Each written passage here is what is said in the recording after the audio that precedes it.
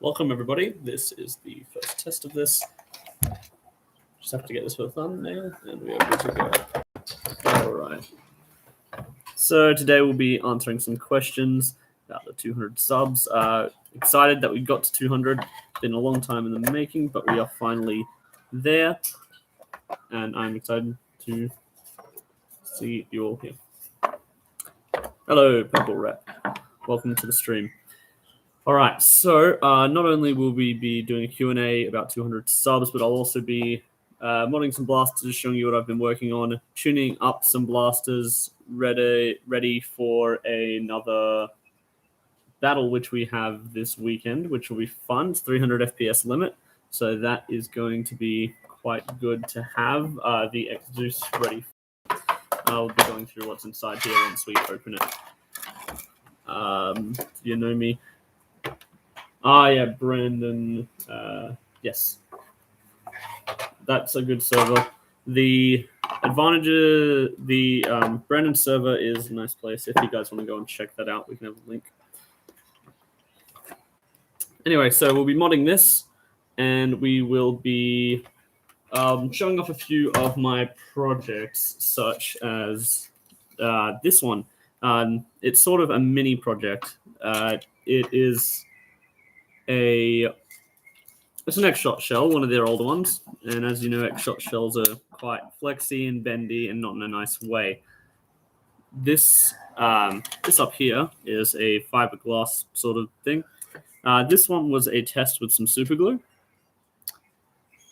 And it turned out okay, not amazing, not quite what I wanted. You can just rip it off, which isn't ideal.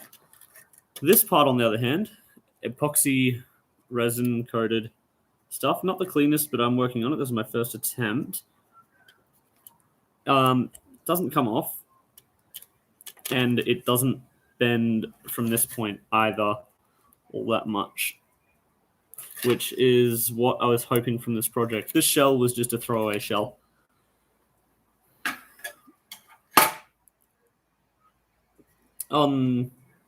Over here, we have the Dominator that I've been working on, which I've actually been wanting. Any plans to cover the mesh? Yes, I'm going to be using a car body filler to cover the mesh once I put it on an actual build, and then be painting over the top of it, because, yes, I have started painting things.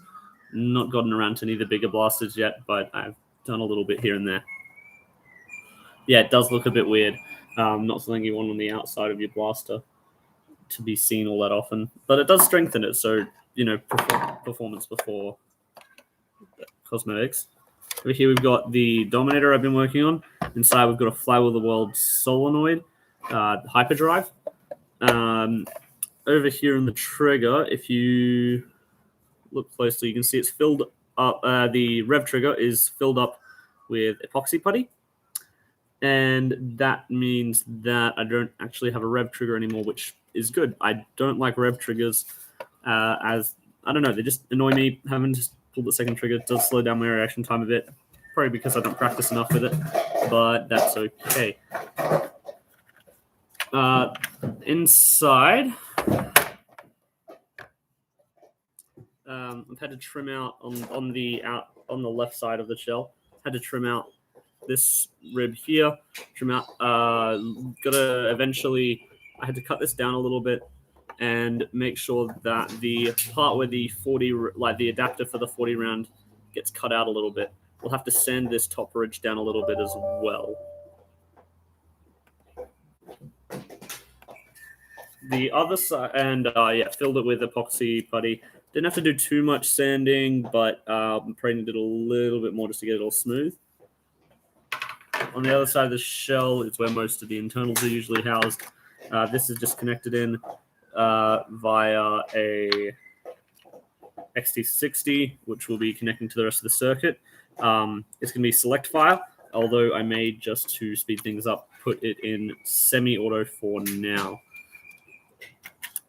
The semi-auto will be snappy, I'm hoping.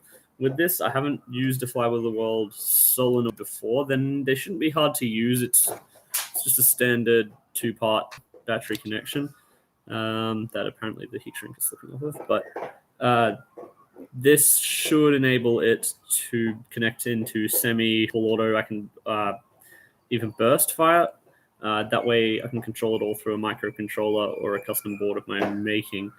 The only thing that I don't like is how much shell cutting needs to be done to fit it in. But thanks to this, I can swap it out into other builds later if I want to. It goes into the battery tray, so I'm not going to be using the battery tray. That's just going to be a... what's the word? It's just going to be electronics housing spot instead. That way I can move the battery back into the stock and have more space for a larger one. Because this does draw 8 amps whenever it's being used. So that does mean it's going to be a lot more current hungry than your standard blaster, especially considering I'll probably have another 2. I'll have 2 stages, probably at least Neo Hellcats in the first one.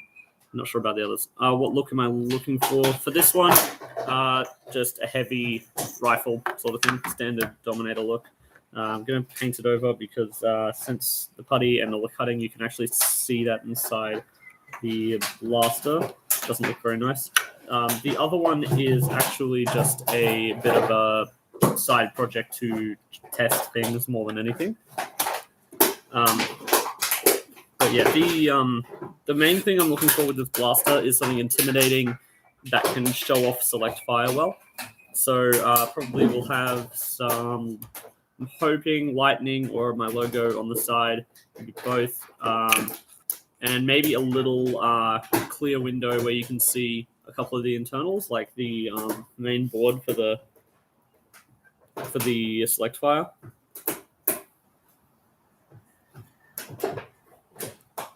Another thing with it is you may notice how far forward the solenoid is. It actually can only do short darts because of how far forward I've pressed it. The reasoning behind this was I don't like when you've got a super long, like, just extension coming off the front. It's not my favorite. So what I'm planning to do is remove this mag release, probably cut off at least part of this hand grip and move it forward. So that way I can have a permanent Talon adapter in here instead. The only problem with that means it's going to be a lot of shell cutting, which is... I've already done most of it, so it's not much of a problem, but it's always a bit of a pain. Now I've got a bandsaw, though, so that's going to help a lot along the way.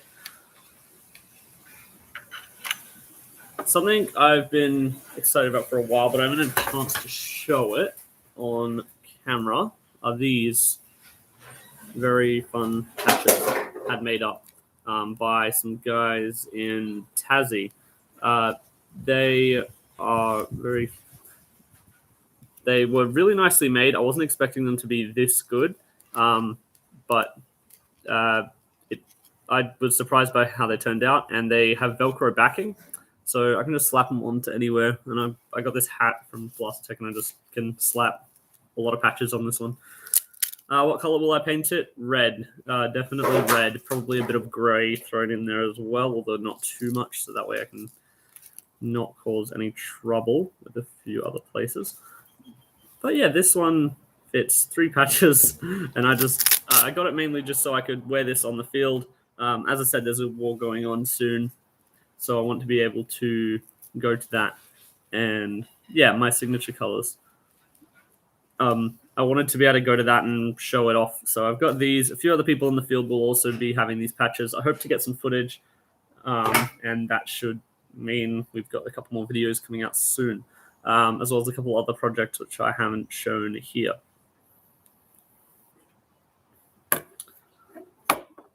As another thing, I'm really excited because recently I came into contact with Thunderstruck darts. They are like the worker darts we all know, but they are supposed to be a bit better as far as glue adhesion and even accuracy a little bit. I haven't tested them enough to know yet, because the only real place you can test is the field of battle. I can test them in controlled environments, and they'll do a lot of times. Darts will be fine, but then as soon as there's more variables involved with battle, they will probably have different results, which is not ideal for most darts. So what I'm hoping is that these will be a viable replacement for the worker darts, at least for a while. We've got about 600 of these things, and they'll be easy to find thanks to their bright colors, and hopefully they don't blend into the grass and sand too well. So probably be running this in the war, which is why I wanted to take it apart. Just a couple things that I need to clean up inside. You may hear the rattling, something's come loose. So I will be trying to fix that problem as well. I don't like rattle, but sometimes have to deal with it.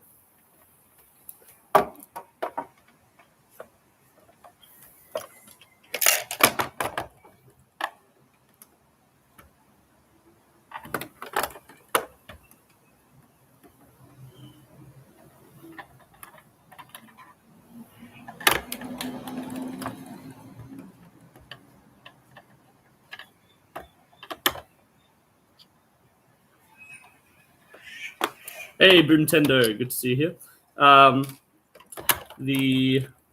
Another thing I was going to do to this blaster, I've got to make sure that I'm going to be reinforcing, not before the wall because I won't be able to set by then, but I'll be reinforcing the main bolt area with more of this fiber tape stuff. And that should help it survive longer, as it is a plastic breech. It's a nice plastic breech, but it's still plastic. That should give it the same strength, or at least close to that of the metal breeches. The worker ones. The reason I don't want to swap to worker is partially because it's a jet blaster, so I'm going to try and keep it with jet internals. But it's actually mostly to do with this threaded barrel. It's threaded on both ends, and basically machined Delrin.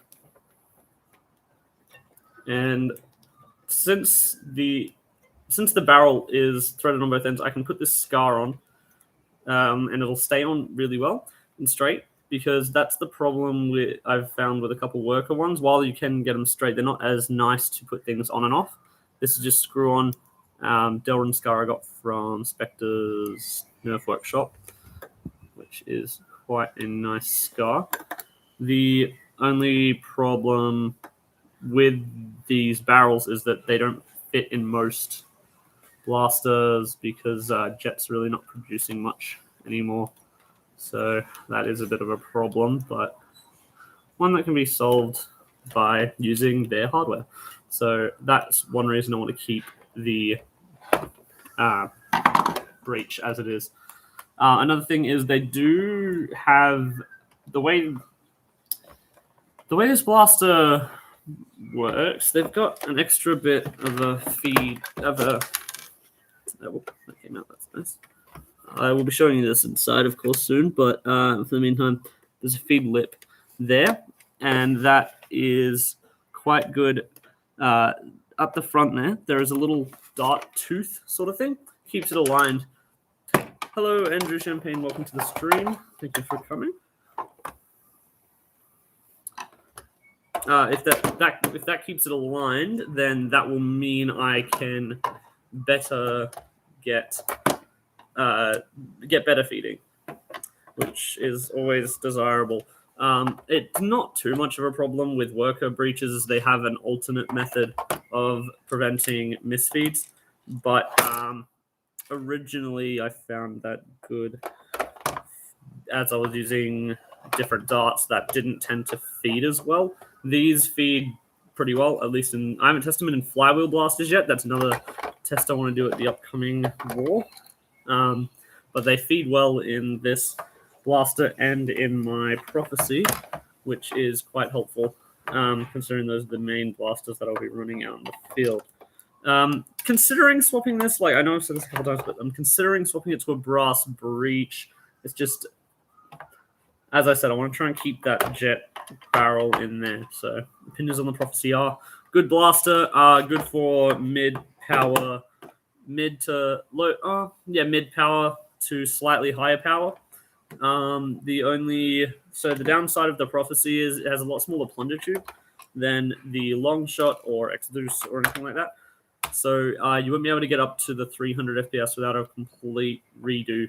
With an expanded plunger tube, though, you'll be able to get to those nice 200 FPS levels pretty easily, and that is where most people want to go anyway. So most people that do anything above super stock want to go anyway. So in that case, yes, get a Prophecy R. Nice solid blaster. It doesn't creak, which that's something I don't like about the X-Zeus. It does tend to creak a bit when you're playing with it, and it rattles a bit. So I'm going to try and fix that up. But yeah, Prophecy R is really nice. One thing about it that I would change is coming straight out of the box with the ability to take the extended springs, expanded plunger tube, with having like little inserts you can put in instead to swap it back. But I understand why they went the way they did, and I don't have the option of changing that right out of the box. But that's fine. As long as you're okay with modding it, you can get it to a decent power level for most games. I'm currently I've currently got mine at 150 with a Scar Barrel on it. That way we can keep it for super stock. It's going into the high power wars anyway, because it's solid and it won't break. That is a bit of a problem with some blasters out there. Fully metal internals except for the plunger tube, and that is got my dog right here, sorry. They are still a liability, so the only thing plastic still left in there is the plunger tube, and that's padded, so that shouldn't be a problem.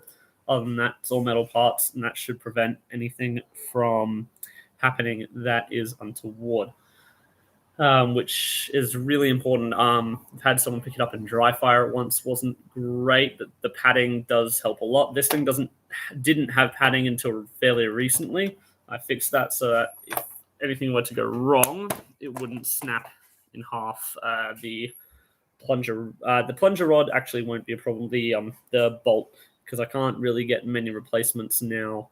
That a couple things have transpired with Jet that aren't favorable. We'll take a break from that for a short bit. Talk about this funny thing. At our games, Mega is actually a shield piercer. So it doesn't destroy shields, but it does go through them. So this is going to be a fun little one to use. It doesn't go very far or very fast, but if I get the time graph here, I might be able to get it through. We'll see. It's a bit hard to get through these smaller. Yeah, no, it's not through there. Okay, but it's not that fast, but it is a lot of fun to use. So it could be a little bit of fun, even in the high power wars, to fire some megas out of a crossbow. Given this along with a bunch of other stuff just in a package one time, someone wanted to help support, so they sent a bunch of that stuff. It was really cool. But yeah, loads Mega in just fine. I tried to fire regular darts out of it too. They didn't quite fit, and they just fling out halfway through the aim. So, yeah, but nerf GL to shoot Mega only. Nerf GL.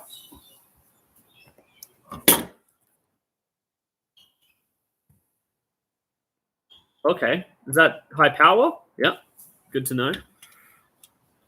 I guess if it's a HAMP designed for rockets, then you firing Mega using it, then it would work fairly well in that regard.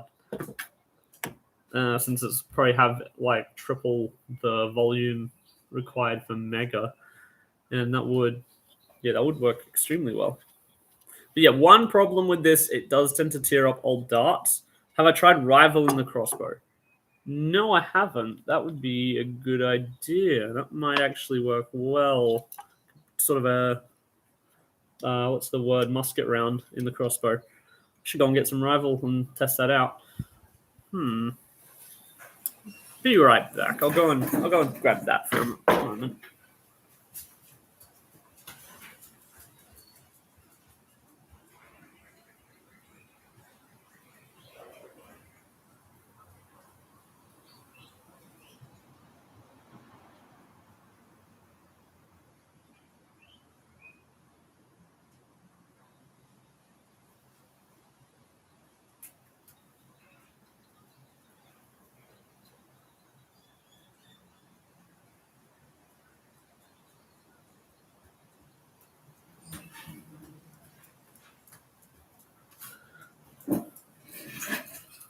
All right, bring Doggo to frame. Ruby here. She's not cooperating right now, otherwise I would. I'm sorry. Any plans on making my own blaster one day? Yep, it's in the works.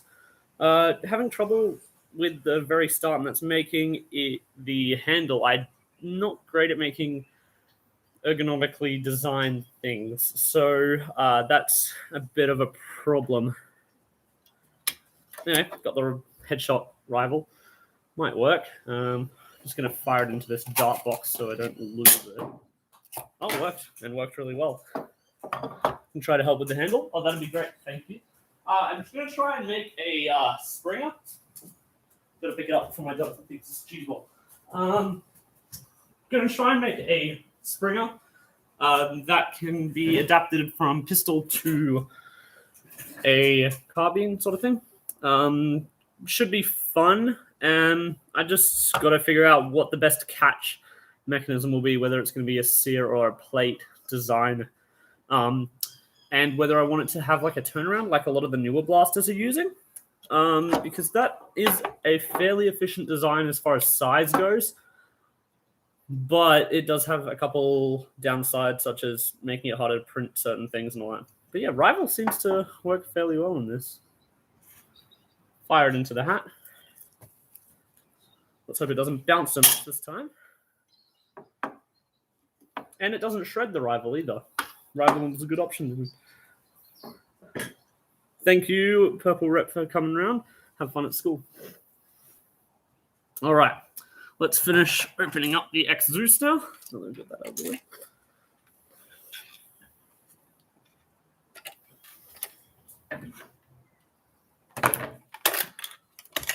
Yeah, you can hear all the rattling around. I really hope it's not broken plastic, but if it is, that you can fix it with some of the old fiberglass stuff. Love these things. They're like the Explorer bolt holders, so they just slip on over the pump grip. They look really nice and sleek, and they mesh well with the blaster. All right, I think all the screws are out except that one there.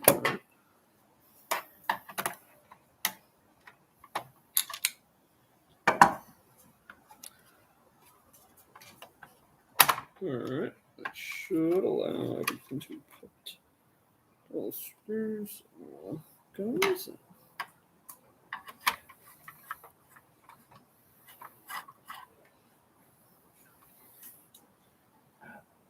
Yep, I think we're good to go there.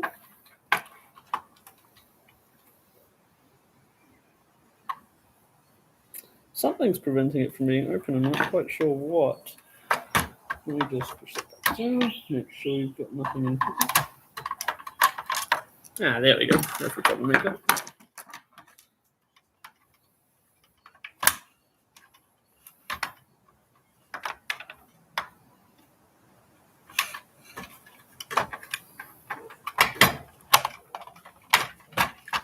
There's no screws in here. That shouldn't be a problem. Home school for 8:30 today. Service Nerf equipment. Exactly. 1969 CMP gets it. Always service your equipment before war. 1969 CMP is actually one of our local nerfers. I'll be competing against or with him in the coming war, which will be good. Alrighty. I found what was rattling. Thank you, Brandon Diaz, and welcome to the stream as well. Guys, this is a really awesome Nerf YouTuber. Go and check him out as well. Does a lot of competitive-based stuff, and certainly makes good videos. All right, so I've found what the problem is. I didn't think it would be related to the catch plate, but it is, it turns out. That's not ideal. This is a Roboman or a Spenceworks, the one that Blastech sells, carbon fiber and metal plunger system. That shouldn't have come off. I think I might need to Loctite it before after a bit. And that should fix the problem. Inside here is an old Nerf Turf 10 kilo spring. That 10 kilos most likely is lowered over the years of it being alive, because Exodus is secondhand, but it's still awesome. I'd wanted one for a long time, and it was sold to me, so that's good. All right, so if we go out here, as you can see, so we've got the plunger rod and plunger head. The plunger head is made out of metal. This part here, which is just a furniture pad, that's what I've got for padding on here. That's like a tiny bit of weight, but it really shouldn't be much of a problem. If it is, I wouldn't know why. Juggernaut. Yeah, we will be doing a Juggernaut round. Just a bit of fun. The only problem I can see with Juggernaut is not many of us have high rate of fire blasters. We've mostly gone for the, what's the word?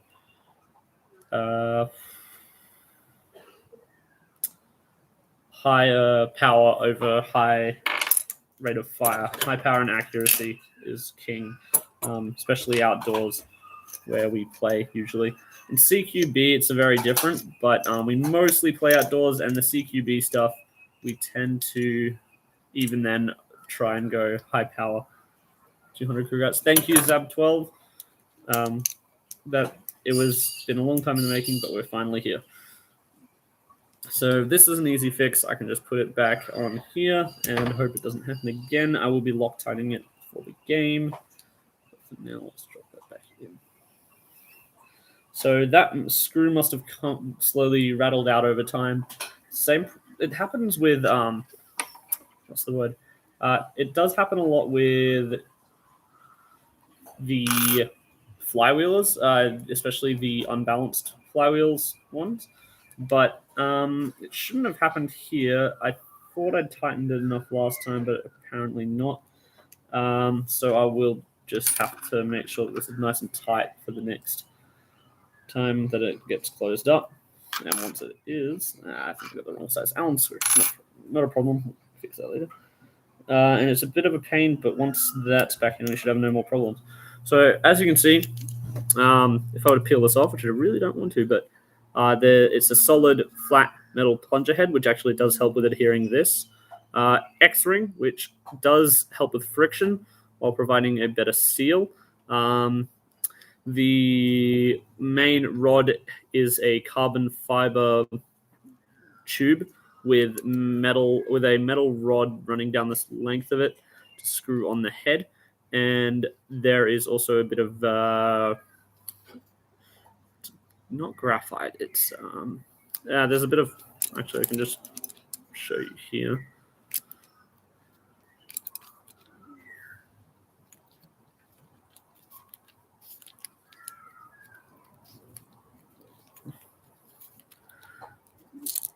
Got a bit of I forgot what the word is, but got a solid block here so you can screw in the back plate to it. The rest of the X-Zeus has a prototype kit in it from one of the YouTubers. So standard jet breech, just the clear version, goes into a long shot plunger tube. I swapped it out from the jet one. This does provide a bit of extra size and therefore a little bit extra power, which is important. Up here it's got the teardrop shape. teardrop shaped O-ring setup. That way it seals into their breech. Not sure why they chose that setup. It was something to do with vacuum seals. It's been a long time since I've seen their promotional videos on it. But this dart tooth here is the one that I was talking about. The dart guide should help the darts be centered. Whether it's jammed twice, and I was with really bad darts, so I'm pretty happy with that. The seal is still nice and good, even though this is slightly larger in diameter. The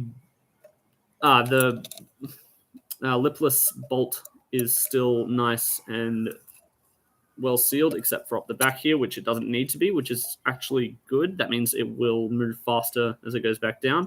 The bolt sled is machined aluminium, with this being a pin that I can just unscrew using an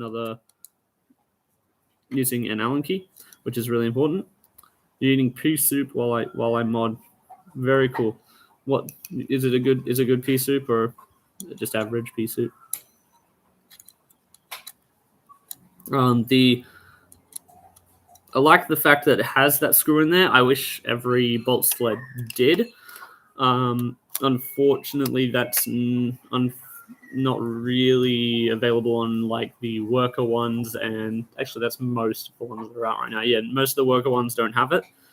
So I wish that every company would use that. I understand it would cost ever so slightly more, but that would be worth it for easy access if you need to swap out your bolt or whatever. Kind of chunky from Trader Joe's. Okay. Trader Joe's, not familiar with that brand of soup. But I'm sure it's chunky good or chunky bad. I'm not sure.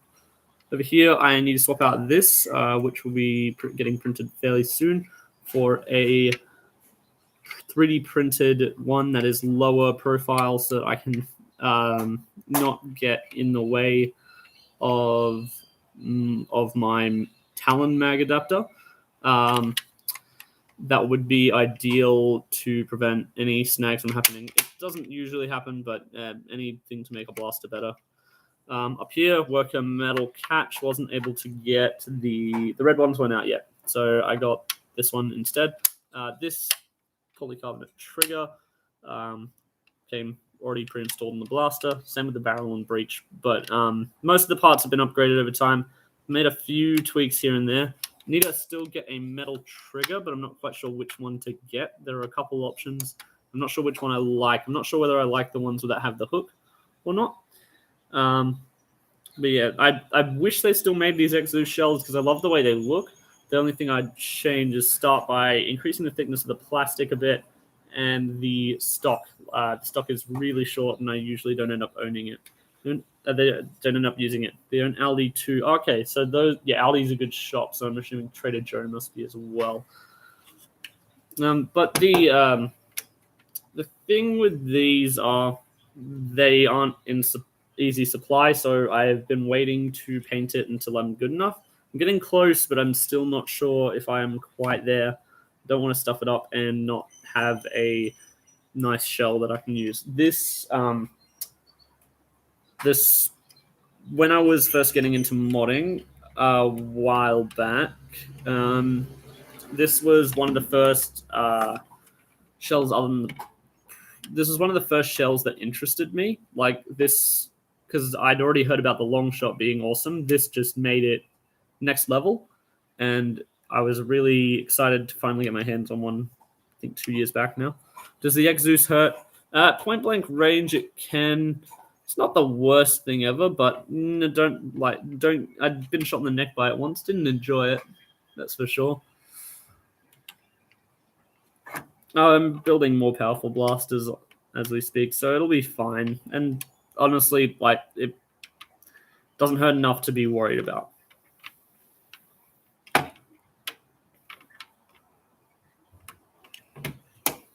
So aside from this, I want to do a full rework of the internals. I want to carbon fiber this, get probably the worker version of the plunger tube, because that is consistent all the way through rather than having that back bit just a little bit tighter. That will allow, once again, just a slight increase in performance, which can never hurt. It's hitting around the 190s right now. The war that I'm going to is 300 limit, but I don't have anything that was running that hot because this will be the first time I'm going to the 300. Usually we do 200 or 150 depending on if we're doing super stock or not. So this was for that.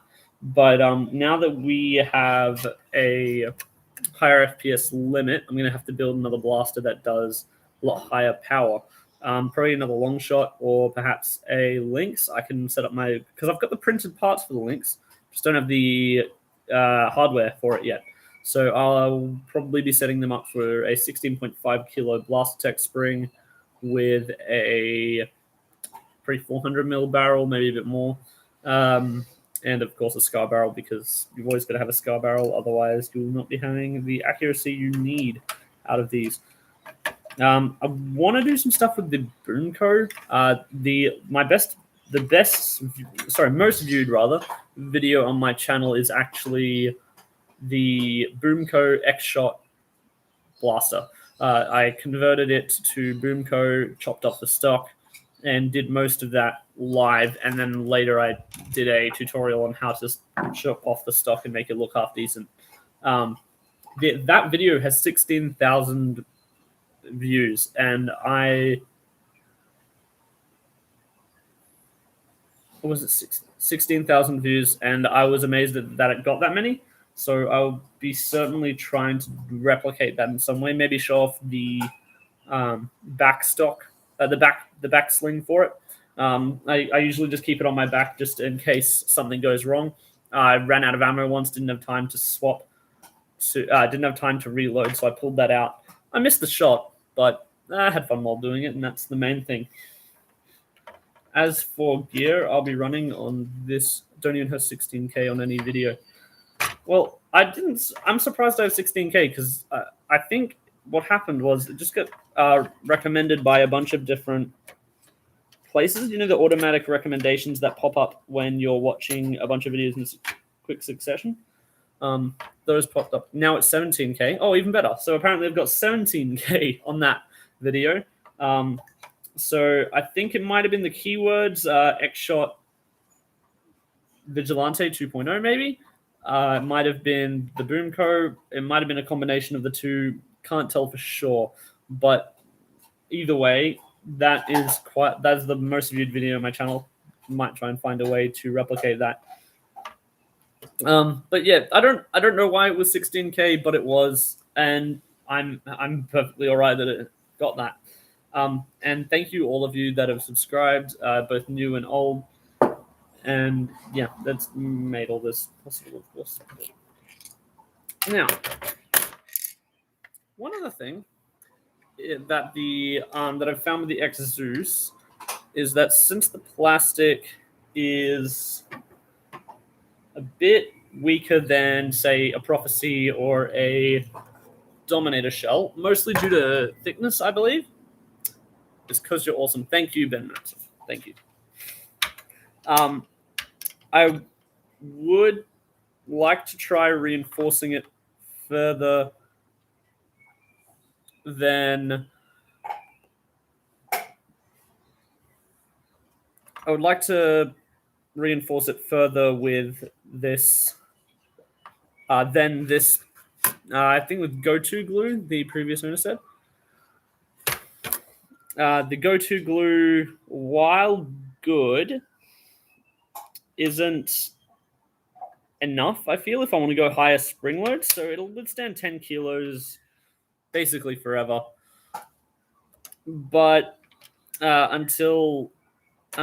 I want to up it, which I do for the high power wars, whether it choose for this blaster or another, I'd like to be able to reinforce it and make sure nothing can possibly go wrong. Got to fiberglass it. Yeah, that's what I'm thinking. Put some in here behind the plunger tube, maybe some in front. There is room for it there. Maybe some back here. I'm not certain if that part's necessary, although the catch does press up against it. It's mostly pressing forward rather than back.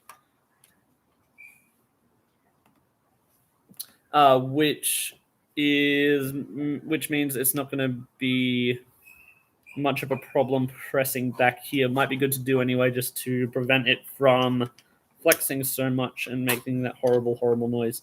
I've just noticed something. The metal catch does press down quite a bit on this trigger, which may be causing some unneeded wear on it. There's the doggo. Look. Ruby, look at the camera. Which is maybe causing some unneeded wear on the trigger. So if you can see, I'll try and get it nice and close. You can see, and if it doesn't keep popping out, that's a problem I've found with this trigger. You can see there, right on the tip there is a little notch that's worn out. Just there, that little spot. That little spot there seems to be rubbing on the trigger and causing undue stress there, so I might reinforce the trigger as well. That way I can connect it in correctly rather than having it rub and potentially wear out. So the problem with the higher kilo spring loads is parts wear out faster. It can be fixed by reinforcing it with fiberglass or other methods. This one I might fill in with some putty or perhaps just a resin. Or I might just swap to a metal trigger because it does still have some flex before it primes, which isn't ideal. So I want to improve this blaster overall. The bolt sled, best I could get. This, best I could get, although I do need to, as I said, add that part so that doesn't happen again. Add that glue so that doesn't happen again. I'll add the semi-permanent one. That'll only unlock if you force it to effectively. So it just stops it from the general vibrations wearing it out, not so much the whole setup. Up here, around the dart gate, is another spot I want to reinforce. That way, any misfires will also won't bring all the energy forward into this. It'll be able to absorb it more than just get damaged. Got a fiberglass around here. One thing I'm concerned about that is it might cause misfeeding, so I've got to look out for that. I might just do the top half, and that won't interfere then. Check with this mag.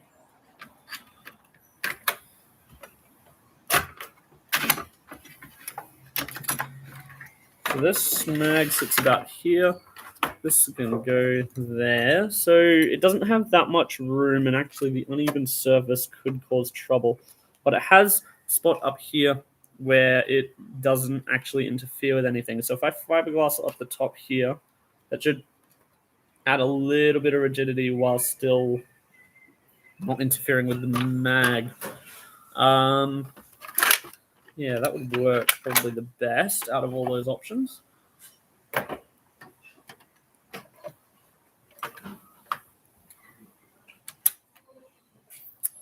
One thing I love about the X-Zeus is the post for the trigger that allows it to move is made of metal rather than plastic, which I don't know if it allows smoother movement, but I don't know. I just feel like I just like it.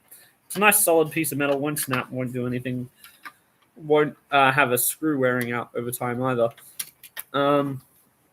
One thing I was looking for in this blaster is, dart dust. Sometimes I leave it next to the workbench and dart dust gets in there from flywheel projects. I don't show all the projects that I do on here. Sometimes I feel like they're not big enough projects. Sometimes I don't have time to record a video. But Sometime there was a triple dominator that I worked on that just shredded darts, and I was using some of the red full lengths to test it. It was nuts. Aside from that, what else I need to do? Gotta make a video on these darts. Go through testing them on a Flywheel the World, Flywheel Blaster, a 42.5 mil worker cage standard blaster, maybe even a 41 if I get that finished. Got to test them in a Also got to test them in the X-Zeus. Got to test them in the Prophecy.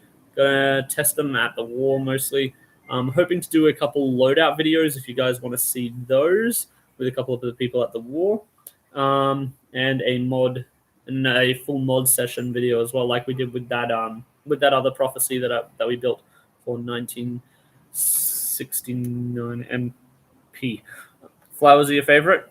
Good to know. Full auto and semi-auto can be fun, but I prefer the accuracy and range that this gives me. If you use Boomco with flywheels, they're pretty good, but you need higher crush cages and they're a bit harder to deal with, for that purpose at least. Honestly, for flywheels, a lot of people say half lengths are bad for them.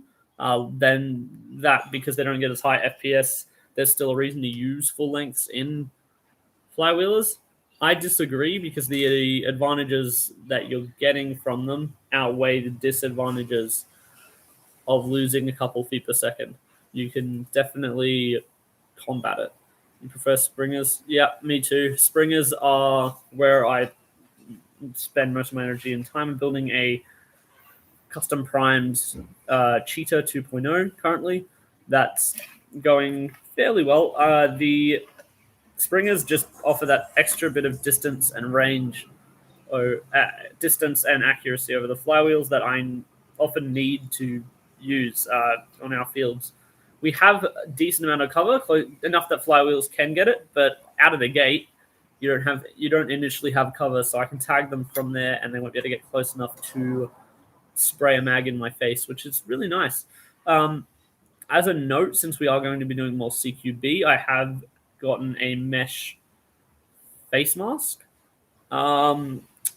As I did get, I was hoping it would, well, most importantly, look cool, but it would also mean that if it's close, it doesn't hit my nose mostly. If it's too cold, it isn't fun. The mesh face mask, got to be COVID safe and all that. Is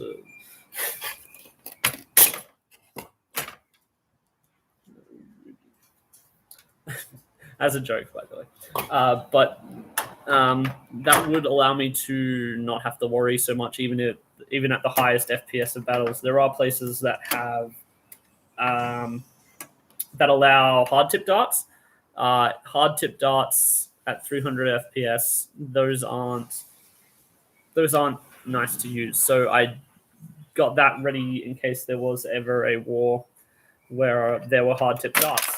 So once I get to those wars, once the lockdowns and all that, and then the necessity for that will go up. In our wars, not so much, just due to a couple options. Due to us not allowing those hard tip darts, it's not actually a major problem. And I think that's where we'll end it for today, unless you guys have any more questions about the channel, about what the next video will be and all that sort of thing, even just about blasters and all that.